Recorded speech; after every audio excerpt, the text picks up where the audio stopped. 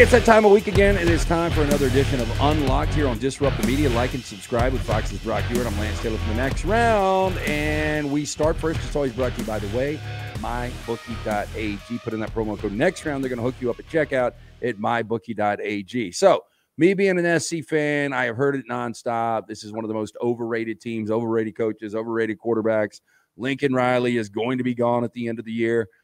I brought this up on the next round. I said, maybe he has gone to the NFL. Maybe this is a challenge he wants. I think it's a big incomplete if he does. He has been to multiple college football playoffs. But he has got a job right now that is paying him 8 figures a year. It is an incredible brand, and you have an opportunity, especially with an expanded 12-team playoff field, to be there every year, or at least 4 out of 5.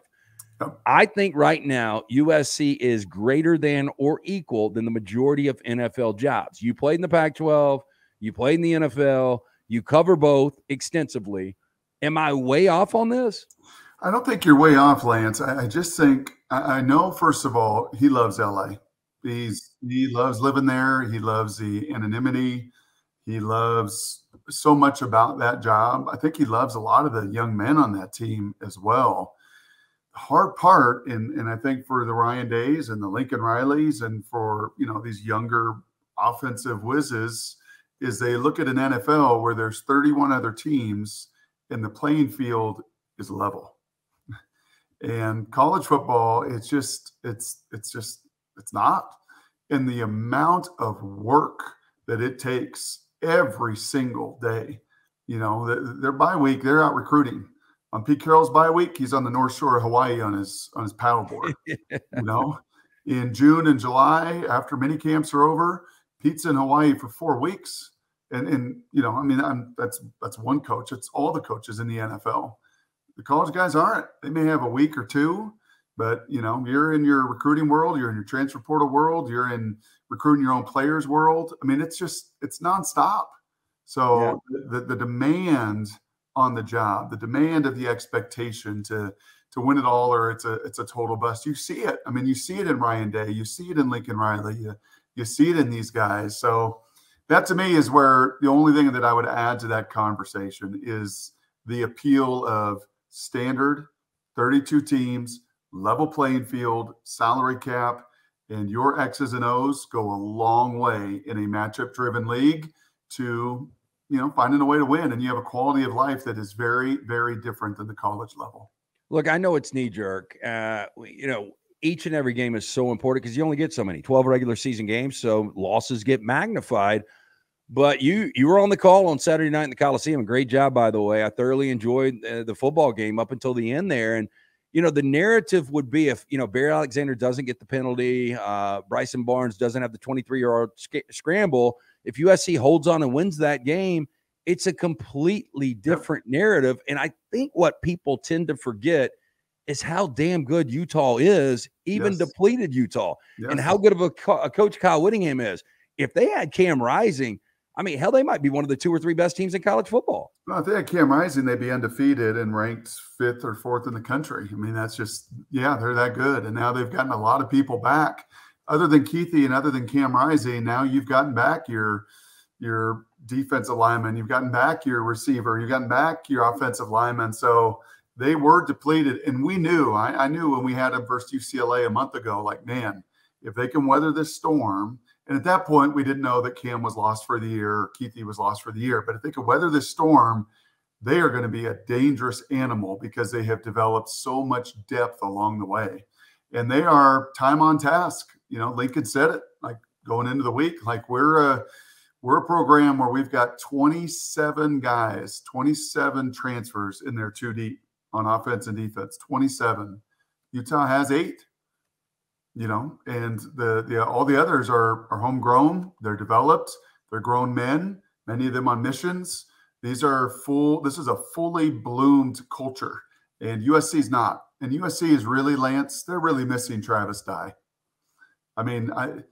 You look at what happened at the end of last year. They ran out of gas in the championship game. They ran out of gas against Tulane. And Travis Dye was a huge, huge part. He's one of these guys. I just finished a Zoom with Oklahoma and Brent Venables, and they added 17 guys in their transfer portal.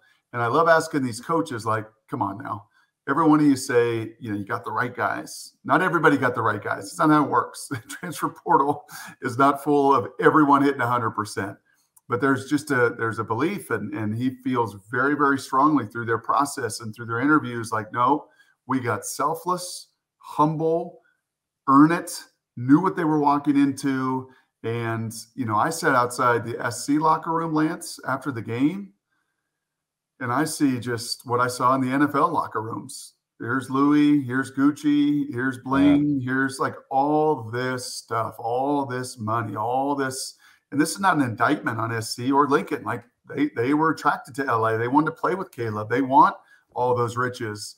But it's hard, man. It's really, really, really hard to manage that if you don't got the core of just selfless, earn it, love the game more than any of the things that comes in this day and age of NIL. You just alluded you're in Big 12 country, and we'll get to Oklahoma, Kansas in a second. But, there is a big game on your network back in the Pac-12 this week, and I just don't get this. I thought last week, and I'll be honest, at Lance'sLike.com, I had SC minus 6.5. It wasn't a homer pick. I just felt where the two teams were, SC at kind of this crossroads, playing the worst offensive game that you'll ever see from the combination of Caleb and Lincoln Riley, and then Utah being that depleted and finally catching up with them.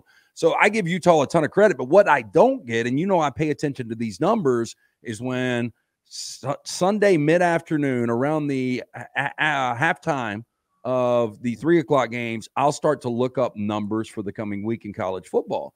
And when I saw that Oregon is a 6.5 road favorite at Rice-Eccles, where you have told me is one of the great atmospheres in all of college football over the last 5 years, Kyle Whittingham is 26-2 in that venue.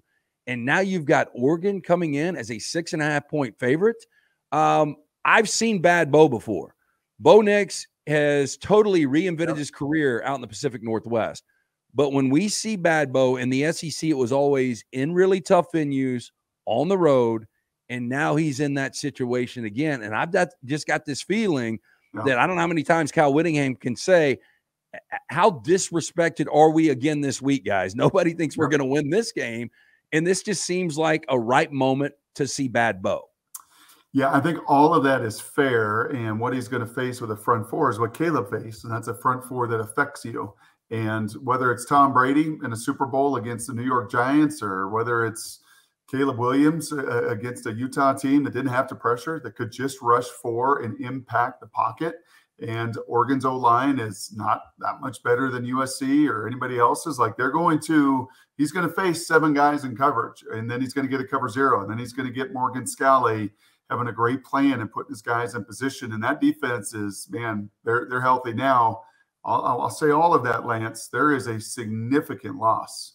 And in the post game, when Kyle Whittingham said no more Cam and no more Keithy, he also added, and we don't even know when it happened. We're on a production meeting post game on Monday talking about, did anybody see Lander Barton hurt?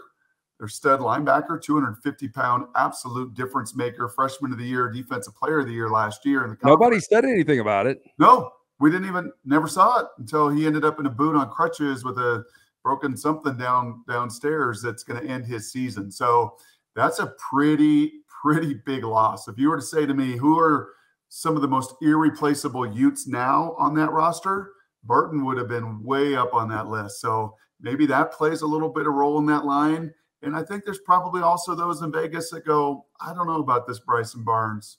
I don't know about this pig farmer. I don't know about this guy. I know he just outdueled Caleb and he threw 3 touchdowns and he ran over people. Is that sustainable? Like, is that style really sustainable over the long term? Or he takes 1 hit on his shoulder, then what happens? So, those lines, as you know, those boys bake in a lot of different factors into it. I'd have to think the Barton injury and just still the question mark about the quarterback position and can he really play at that level? SC is undisciplined on defense. They're unsound on defense. They put guys in position on defense where they shouldn't be. Utah took advantage of it. I don't think Oregon will do that as much as certainly USC did Saturday night. So this is a story that has really worn me out in 3 days. I don't know where you are on it, but for the masses, a lot of people, and we'll go quick on it. I just want to get your perspective as a player, though, and as a son of a coach, and as a guy that's been around the business so long. But Connor Stallion and this Michigan, sending him to games and basically recording on the phone and getting everyone's signals. I've heard if you ain't cheating, you ain't trying. Now, there are coaches out there. Kirby Smart was asked about it yesterday, and he went on the record. I don't know if you saw the comments. He said, yeah, I mean, part of it is we are trying to get guys signals in the game. But have I ever been asked, or if we ever sent anybody? That's unprecedented. I don't know where you stand on this. I personally think with the NCAA and with Jim Harbaugh's future in doubt, at least staying at Michigan, I don't think anything ever happens. I don't know how big of a deal it is. I don't know how often it happens. But what are your thoughts on this? And the other thing I would say, you've seen Michigan play. I mean, it'd be one thing if they're winning by a possession. They're beating the holy hell out of people. Yeah, they turned the corner not because of stealing signals. They turned the corner because they moved on from Don Brown. They added an innovative, young defensive NFL mind, and then they replaced him when that guy went back to the NFL. And they have J.J. McCarthy, who's a phenomenal player, who's the front runner for the Heisman. None of that has anything to do with signals. Those are the two biggest reasons. Are other people sending low-level analysts on the road to record? Maybe not. But are you telling me that they don't have people in the stands charting signals or writing them down? You don't think they're watching the All 22 and all these programs? Will try to have people with their stuff hiding signals. I mean, they're trying to get it. But my bottom line, Lance, and what exhausts me with all of this, change your own freaking signals. Right. They act like there's some victim in all of this. Like, well, they have all of our play. Then it's on you. Put them on a wristband. If Schiano thought that they were up to something and Schiano's paranoid and he comes from the NFL, then you know what you do? Put your plays on a wristband for your quarterback and go play one. And you know what they don't have? Your freaking wristband. So I honestly, like all of these people coming out of the woodwork, like, yep. See, cheaters. Yep, they got all their signals. Yep, no wonder they stopped them. Like, really? Then you know what? Change your signal. And in fact, Lance, if they would have changed a couple signals and all of a sudden that little placard that may have had the hand signs is all wrong, guess where it goes? In the trash. Right. You don't even try to decipher their signal. So that's on you. That's on you to change your signals up. I had heard rumblings about this earlier in the year. I was up at Ohio State. There were rumblings that maybe that team up north was doing some stuff that was outside the rules. And I'm sure this guy's going to get fired. And I'm sure there's going to be some repercussions. But change your own freaking signals. You're not a victim. He is Fox's Brock Huard. This is Unlocked on Disrupt the Media. Like and subscribe. I'm Lance Taylor from the next round. It's always brought to you by our friends at Manscaped. This is the handyman. Go to manscaped.com. Put in that promo code Unlocked. They're going to take care of you at checkout. Again, manscaped.com. Put in the promo code Unlocked. Before we get to the NFL, you are going to be in Big 12 country this week. Oklahoma, so lucky to survive UCF last week. And John Rice Plum, he's just a damn good quarterback. Yeah. But now, I don't know if it's going to be Jason Bean or Jalen Daniels. You might already know this. Jalen Daniels is one of the best quarterbacks in college football when he's healthy. This could be a tricky game for Oklahoma if he plays. Is he going to play? Do not know. We'll get out there. What is today? Wednesday. I know that Leipold was a little, doubtful, maybe questionable. We'll see. Back injuries are so fickle anyway. Maybe he feels good and practices Wednesday, Thursday, Lance, and wakes up Friday like I woke up this morning after, playing receiver at my son's practice last night because we were down a receiver and my back is stiff as a board and he can't go. So we'll have to wait and see on that. Either way, Jason Bean played in this matchup last year, put up 42 points on Oklahoma last year. 2 years ago in Lawrence, it took a miracle for Oklahoma to beat them. These people are going to be charged out of their freaking minds. Big Noon is going to be there. It's homecoming. It's probably the last time they get to play Oklahoma, maybe forever. So the environment is going to be nuts. And remember, Oklahoma at Cincinnati, not real good. Struggled with a lot of stuff, struggled with communication, didn't play great. Texas had a bunch of bungled snaps, a bunch of miscommunications. So just the road environment is going to be a test. And Kansas has played way better, especially their defense. The numbers, the splits, home and away. If this game's in Norman, they put up 700 yards again, like they did. Well, maybe not 700. Maybe they put up 600 yards against them. But down in Lawrence, they play better at home. That crowd will be into it. I think it'll be a pretty highly contested game. 2 weeks ago, I wasn't the only one that declared the 49ers after destroying the Cowboys, the best team in the NFL. Yep. Since then, they've lost on the road to a backup quarterback in Cleveland, and they lost to Minnesota without Justin Jefferson. Any concerns right now? I know Trent Williams wasn't back at left tackle. Yep. Deebo Samuel was out. Chris McCaffrey had an uncharacteristic fumble down in the red zone. Any concerns with San Francisco? Is this just part of a 17-game season? Well, I think it shows you when you pay guys, your roster gets a little thinner. You're just, as Brent Venables said, just our competitive nature throughout their roster at Oklahoma was nowhere near what it needed to be. So 5 transfer defensive linemen and add competitive balance and competitive depth. So you take Deebo out, man. You take out and Trent Williams. You take out their dudes. I mean, they're physical, hit you in the mouth, set the table for everything else that they like to do offensively. I'll be kind of curious in this trade market. You know, John Lynch is aggressive. He and Kyle are awesome. Built a mega team. Just got an extension. Both of them did. So they're fully empowered to do whatever they need to do. They tend to be pretty aggressive. Kind of curious if they add a perimeter player or another depth difference maker receiver that I think they do need, because, you know, Brock's a facilitator. I'm not going to say game manager, but he's a facilitator that needs the pieces around him. And Lance, we've seen now the last couple of weeks, the first time where kind of like Michael Penix this last weekend, the game got sped up, right? You saw some uncharacteristic mistakes. You start to, hey man, put a little bit more on you in the case of Purdy versus spraying it around. And here's a jet sweep, and here's a little more solid protection with Trent in there.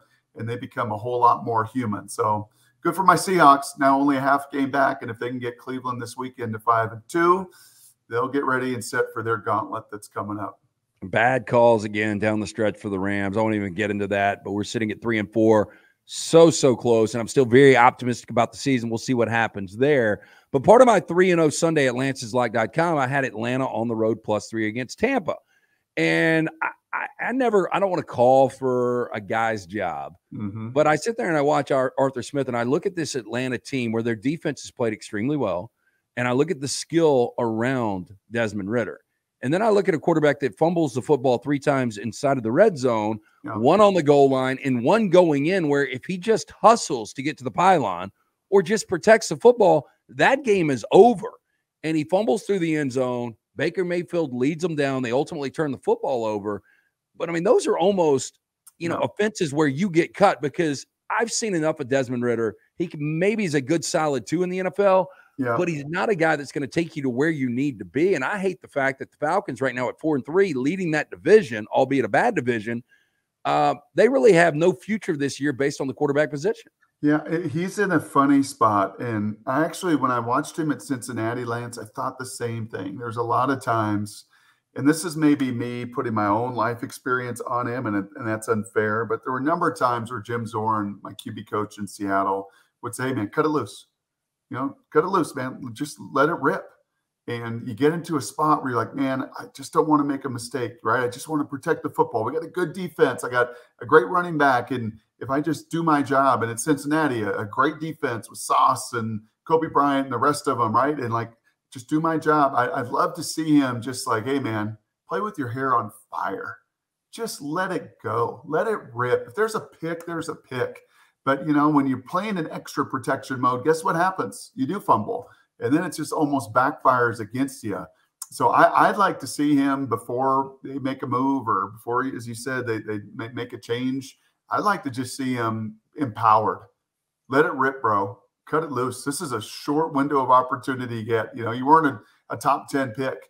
They're going to be looking probably to replace you. So, go step on the gas. But let me tell you, it's a lot easier said than done. You're just trying to win games. Try to keep your job, but hopefully that youngster can, as I said, man, just play with your hair on fire. Okay. Are we going to get to my Seahawks, by the way? Because, I don't know if they're wearing their throwbacks. So I love the throwbacks. Really you mentioned Jim Zorn.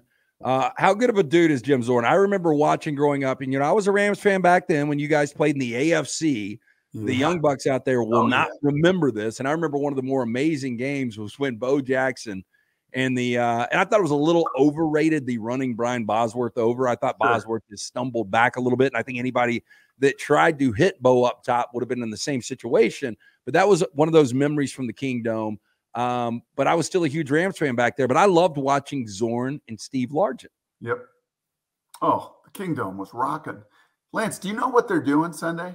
Are you going to flip over and watch the Seahawks and Browns? Hey, Because this is not a humble brag, but now with this YouTube TV, yeah. I've got the four split screens, and the Rams play at noon, so I'll be able to. Of course, there's typically only like 5 or 6 3 o'clock games, but I've got the ability to put 12 games on now in my basement. Yeah, no, you told me that last week. So I've got them. Yeah, I'll be watching. Okay. Well, they're wearing the throwbacks. That's why I pulled this out of the old case. I didn't just pull this out for any old, unlocked. This was for Sunday. They're wearing their throwbacks. They are going to look phenomenal. I'm just telling you right now. Monday headlines are going to who knows how they're going to play and who's going to win if they can block Myles Garrett. But they're going to say, why don't the freaking Seahawks wear those uniforms all the time? Because they're going to look that good. They're going to make the stadium experience as best they can. It's going to look and feel like the 90s Kingdom. So some of their signage and just some of the music and everything, like they're not just wearing the uniforms, like they're going all retro. Well, 2 weeks ago it was Tampa and the Creamsicles. Yep. Last week it was the Kelly Green for the Philadelphia Eagles. I think sometimes we overthink this, and I know a lot of it's marketing. Like the Rams have got the good color scheme back, but the helmet is still 2 bananas. It's not really a ram horn. Sometimes we mess up what is a really, really good thing, just overthinking it. Why is this heavy on my head, by the way? I don't know the last time I put weak ass neck, man. Your back's breaking down. Hey, do you remember doing the old because we're right at the same age, the padded neck exercises in the machine? Lance, I used to have a great neck. I used to have great traps. I could power clean 300. I think I set the record on that neck machine in college. Yeah. Bro, I am like, man, am I a wuss? This is like heavy. I thought maybe I could end this deal with wearing it. I don't think I can. Okay, so on the fly, and this might give you your answer. Well, I won't tell you the movie, but if you had to recommend one football movie to someone, and it's the only one they can see, but something reminded me of that right there. The Program. Freaking The Program. Cain is Abel. I've never seen The Program, and I'm a movie freak, I swear. I know the premise. I know it was filmed at South Carolina. I know it was based on Florida State. I know a kid got, laid in the road. Kid tried it and got run over, so they pulled that scene. I know Jimmy Connor. What is wrong with you? You've never seen The Program? No. Well, when passing time comes, and it got mailed, what is today, Wednesday? It got mailed on Monday. So it's coming tomorrow. It's coming. I'm excited. Get your passing time. I don't know how many bottles Damon sent you. Hopefully 3 or 6. I don't know. Yeah. But when you do I have a red mark from that helmet too? Damn. When you do, you've gotten soft, my man. What happened to the John Mobley days where you could take a hit where your organs almost explode, and now you're putting on a helmet for 2 minutes of camera time? What a wuss, total wuss. Anyhow, watch the movie with a glass of wine, and Cain is Abel, and Latimer taking steroids. The piss test, the guy breaks his. It's awesome. It is. It's a great one. Okay, I'll check it out. Mine was going to be for you. Yeah, was going to be North Dallas 40. It's good. It's good. Yeah, it's solid. Very, very solid. I mean, the thing is, and I think you would agree with this. I don't know how into films you are, but the majority of sports films in general suck. The football movies really suck. Like I've never seen The Replacements. I know it's got to be awful. I've never seen Any Given Sunday. There's just not a lot of good ones out there. I'll try The Program out. I've watched worse. Okay. Can I leave you with one last story, by the way, speaking of movies? Please. I love to ask these young quarterbacks, like, who did you watch? Right? These college kids, like, who did you admire? Who did you model your game after? Who do you still enjoy watching? And I had a guy, Anthony Williams. He was at BC, went to Oregon. I think he may even be with the Ravens now. Yeah. When he was at Boston College, we're sitting in our production meeting with Shuzen and me and our crew, Allison. And, I asked him, hey, who was your guy? And he literally said the name of the QB in Any Given Sunday. Oh, I know this. And you know why I know it? Because P. Diddy was supposed to play it. Okay. And it ended up being Jamie Foxx. Yes. Willie Beeman. He's like, Willie Beeman. I'm like, Willie Beeman. Why do I know Willie Beeman? He's like, I watch it every Friday night before the game. I wear his number. I'm Oh, Willie Beebe. no. So, Oh, no. Well, I got to tell you on then. I'll leave you on this one. Do you remember Johnny Utah? Johnny Utah. Yes, I do. Yes. What was the movie? That was not The Replacements? Nope. Johnny Utah. 1991. Johnny Patrick Utah. Swayze, Gary Busey, directed by Catherine Bigelow. Was that the basketball movie? Point Break, the surfing movie. Oh, Point Break. Yes. Okay, here's why I bring this up. So Rick Neuheisel was in town this past week for a fundraiser that we MC, me and Dunaway and Brown. And I went to dinner with Rick and a couple of friends on Monday night. I've known Rick for a long time through a mutual friend here in Birmingham. And Rick told me this story probably 15 years ago at this event. And I'll never forget it. And I bring it up at the most random times. But he was, I think he was the offensive coordinator at this point, or the quarterback's coach at UCLA. And Catherine Bigelow, who again won Best Director, she used to be married to James Cameron, Titanic, Terminator, Aliens fame. Okay. She was doing one of her first films as a director, Point Break. So she called up the UCLA offices. She got Rick. She said, I've got this young actor that does not know how to throw a football. I need your help. So Rick had to try to teach Keanu Reeves, who showed up in jeans with holes in them and a jean jacket on to play toss. And he called Catherine Bigelow and basically said, you are effed. I mean, this kid cannot throw it. He said, if you'll let me help you direct the scene, it was the beach scene at night. And I forgot the name of the beach in California. You probably would know it. But he went and he was a technical advisor. And he tells a really good story. So next time you're around a former Washington coach and Rick Neuheisel, ask him about being the technical advisor. And when you watch the credits, Rick's name's on there. Oh, that's great. Yeah, that's him great. sitting down with Keanu Reeves. I think that's his claim to fame. I know he won a Rose Bowl with Tuiasa Sopo back in the day, but that's not that big of a deal. No. Get to train Johnny Utah? You freaking kidding me? That's great. That is Safe travels. I'll let you know when I get the incredible wine. I can't wait for that. I know you told Damon I'm going to drink the entire bottle on. If it comes today or tomorrow, Friday, I will knock the entire bottle out on Friday. Okay. Please text me. Let me know. I will. Safe travels to Kansas. I'm ready for some carnage. We almost got it in college football last week. I'm ready for all of these undefeateds to start losing.